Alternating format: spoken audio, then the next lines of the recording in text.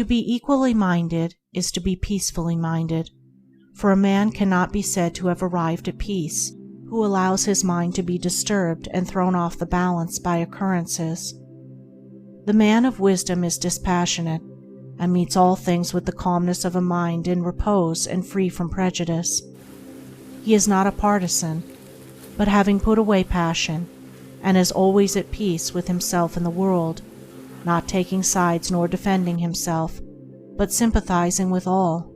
The partisan is so convinced that his own opinion and his own side is right, and that all goes contrary to them is wrong, that he cannot think there is any good in the other opinion and the other side.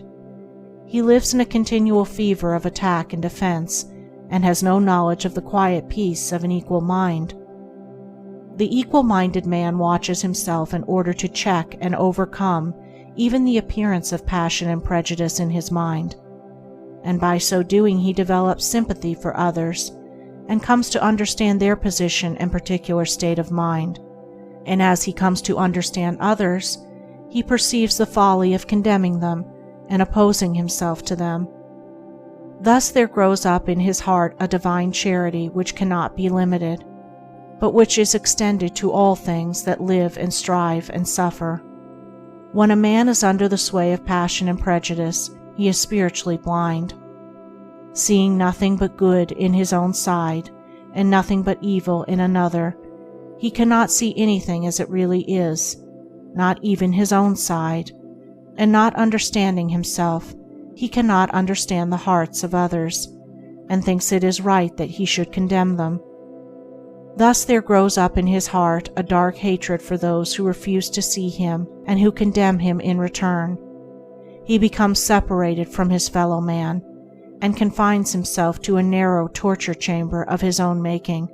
Sweet and peaceful are the days of the equal-minded man, fruitful in good, and rich in manifold blessings. Guided by wisdom, he avoids those pathways which lead down to hatred and sorrow and pain, and takes those which lead up to love and peace and bliss.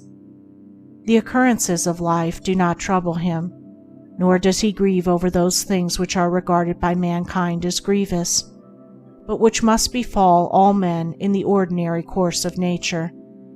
He is neither elated by success nor cast down by failure. He sees the events of his life arranged in their proper proportions, and can find no room for selfish wishes or vain regrets, for vain anticipations and childish disappointments. And how is this equal-mindedness, this blessed state of mind and life, acquired? Only by overcoming oneself, only by purifying one's own heart, for the purification of the heart leads to unbiased comprehension. Unbiased comprehension leads to equal-mindedness, and equal-mindedness leads to peace. The impure man is swept helplessly away on the waves of passion. The pure man guides himself into the harbor of rest. The fool says, "I have an opinion." The wise man goes about his business.